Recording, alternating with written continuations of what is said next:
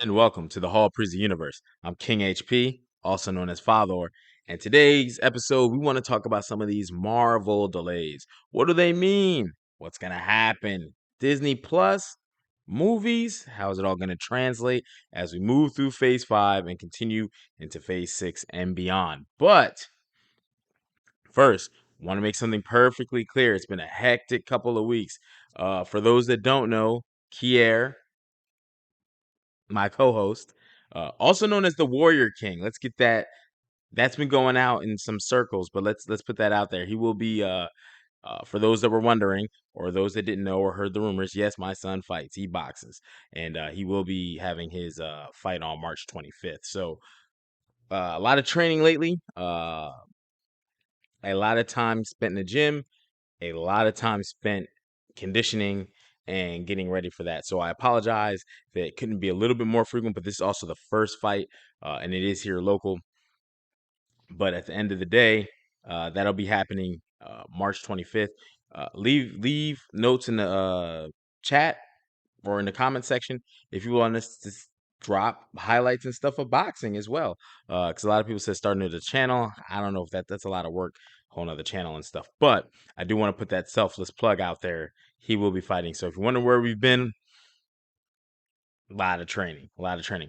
Also, selfless plug. Let's not forget, we haven't forgotten this. The Eye of Agamotto is still here. We didn't forget about you. This thing is getting ready to be given away. Details on how you can get your hands on this, have an opportunity to win the Eye of Agamotto from Doctor Strange. Those details will be at the end of this very video. But let's get back to these delays. So, Marvel, without officially announcing, I mean, kind of knew this was going to happen, was delays with Disney Plus. So, Bob Iger is back in charge, and we're seeing these delays. Now, what does that mean? We got Loki season 2. Season 1 was phenomenal, so if you haven't seen it, please go to Disney Plus, check that out. But we have Loki season 2.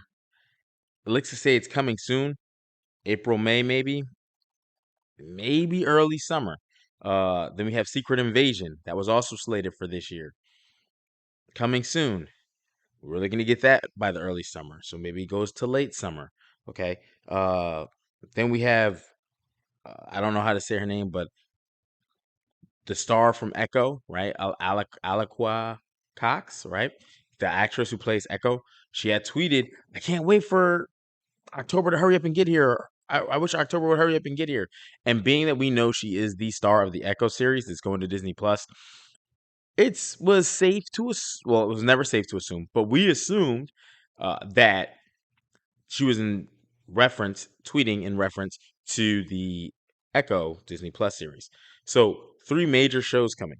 Then there's the holiday special, right? Big rumors with Sasha Baron Cohen playing Mephisto for this year's Halloween special presentation. They did one last year. Actually, it was pretty good. Werewolf by Night. Please check that out as we continue to move forward through Phase 5. But with these delays, what does that mean? Well, one, quality over quantity. And we've wanted this for a while now, especially with Phase 4. Phase 3 kind of ended with the Endgame and actually ended with the Spider-Man movie. But when Phase 4 started, man, if you look at how Phase 4 concluded with Black Panther, Wakanda Forever, there was so much. I mean, you had Ms. Marvel, you had WandaVision, Falcon and the Winter Soldier. What if you had Loki? You had Moon Knight, She-Hulk, right? The Werewolf by Night presentation. You had a lot of material, and that's just the Disney Plus shows. And we had heard all these things about Marvel being stretched thin, the special effects CGI team specifically, and we saw She-Hulk, and we saw that the lack of effort was present and accounted for, meaning it just looked bad. It looked bad. There was times where it looked like a video game on screen. CGI just did not mesh well. It looked completely animated, even though that was a live action show. The She-Hulk character did not look well, and we saw that also with like other things like Thor: Love and Thunder. CGI just it didn't really the floating head. They fixed it now. This released on Disney Plus. So if you haven't seen it, if you see it now, you wouldn't recall. But there are still videos floating around on YouTube where you can do the side by side comparison, where it's Heimdall's son talking to Thor, and it's just night and day now. But that's because they couldn't fix it by the time we had the theatrical release. So with that being said, what does this give us, right? Fans were very I mean, what was the word I'm looking for here? We didn't get what we wanted out of Phase 4. But that's really not Marvel's fault, right? If you look at Phase 1 of the MCU, it was an introduction to characters that led to an Avengers movie, Loki being the threat. We didn't really realize Loki was going to be the threat until the Thor movie, which was like right before the Avengers movie. So Phase 4 kind of mimics Phase 1, right? And by the time we get to Phase 2, we already know, okay, we're moving towards a Thanos thing, right? Then they announced an Avengers movie that was Age of Ultron. That was kind of out of the blue because they didn't build to that. They weren't talking about artificial intelligence. When you go back and you look at the movies, so it kind of was a shock and out of the blue. It wasn't like a good build up to Phase 2, which could have been paid off with a few movies, which is kind of crazy when you look back in hindsight. To pay off to Ultron to make Ultron like a lot bigger and tougher, only to come out to Phase 3, which is you know, Infinity War Endgame, and that's where all the marbles, right? That was for all the marbles. And so when you look at how Phase 4, 5, and 6 are going to be set up, Phase 4, you're reintroducing characters, giving them a little backstory. It's kind of like how Phase 1 is. So we have to grow with the characters. The problem is we already have so many characters we know and love. Spider-Man's still around. Thor is still around. What is War Machine out here doing?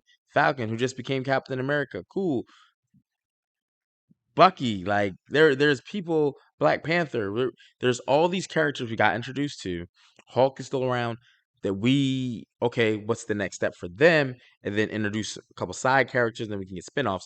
It kind of just like shifted into side characters, and they became the new mains. And the new mains were kind of like, well, what's up with the Guardians? Okay, we got a Guardians movie, and that's coming. But there were spinoffs in Thor, and it almost seemed like, why are they here? But we knew why they were here. That was based on Endgame. But it just got too distant, right? It's like people wanted to know. People wanted a very streamlined approach to how things were going to be, and it seemed like that got lost, right? With all the Ms. Marvels, the She-Hulks, the Moon Knights, the Lokis, it was just so much getting dumped. Uh, Although I am a Marvel guy, there was a time when I had to look at all of Phase 4. It started strong, I thought, between WandaVision, Falcon and Winter Soldier, Loki, and then it started to tailor off. Like we got What If, and What If was good, but some episodes were better than others. Some were super fantastic, and some were like, all right, I could have did without that one. And then we got to, I mean, She-Hulk was probably one of the worst. Ms. Marvel catches a lot of flack, but Ms. Marvel's pretty dope. Go back and check that one out if you don't believe me. Especially how it introduces mutants.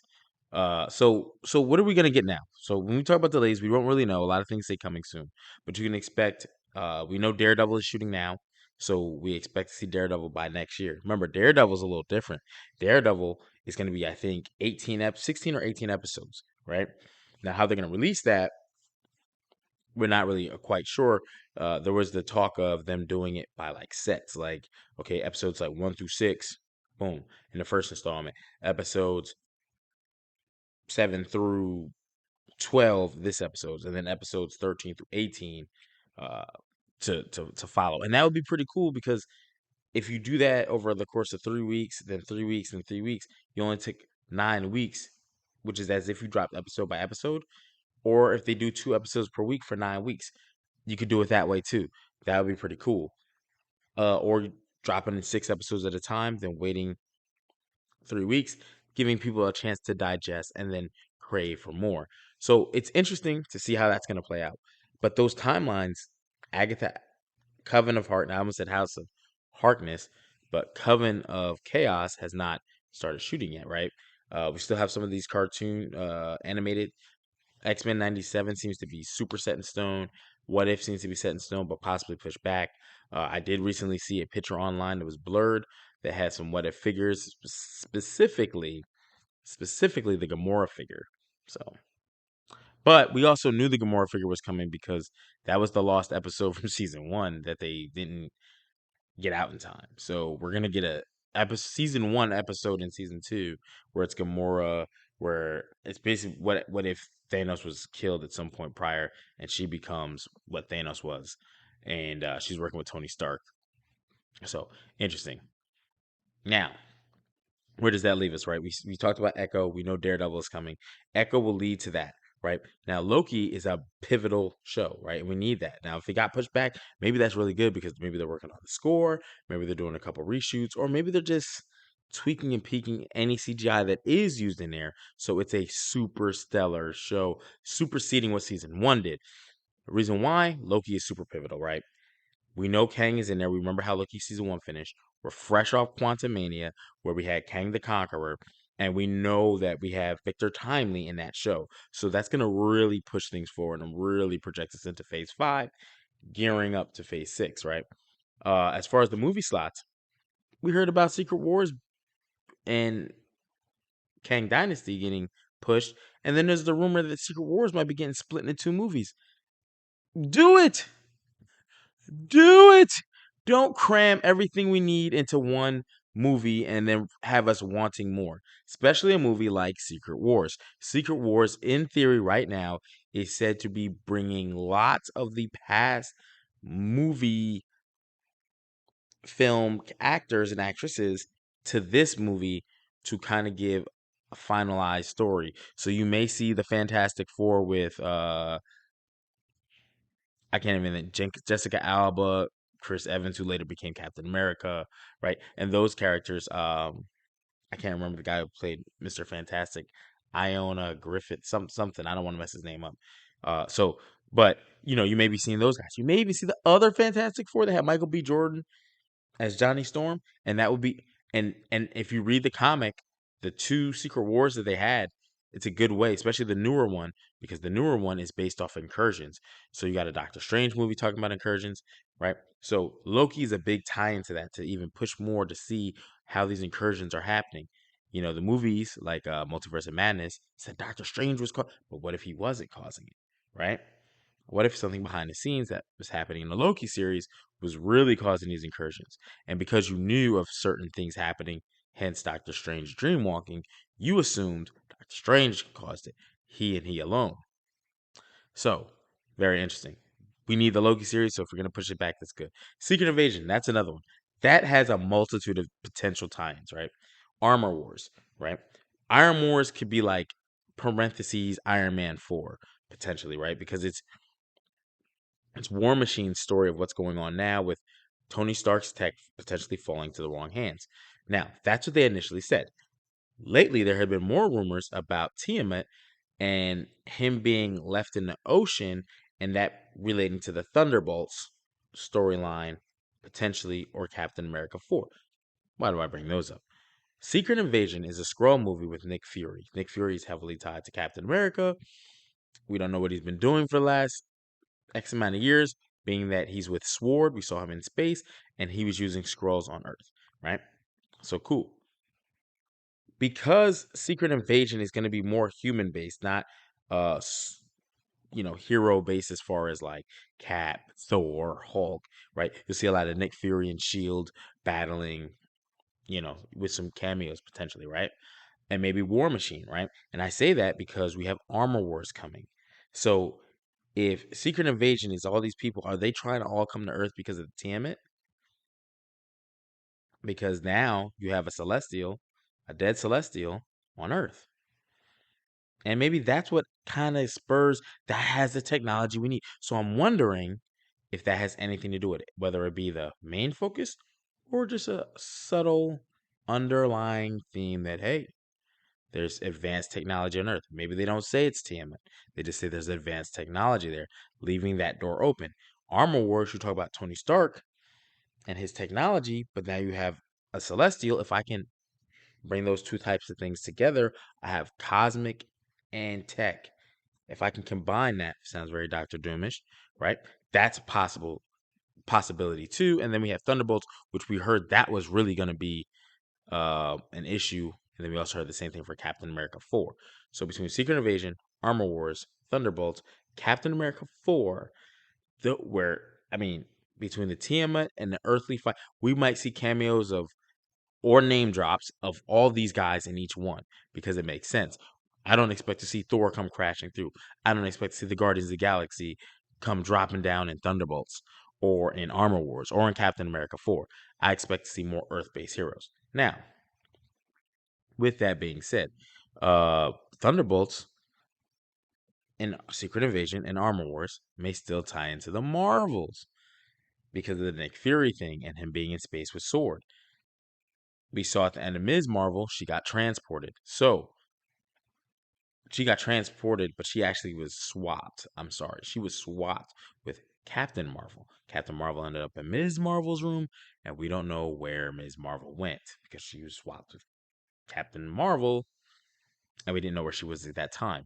So it would make sense that she would want to go to Nick Fury, who's at Sword, to get some answers. Monica Rambeau at the end of WandaVision, she was greeted by Skrulls. They wanted to see her in space, probably at the Sword Station. So Secret Invasion having tie-in also to the Marvels. Push it back. Give us the great stories, right?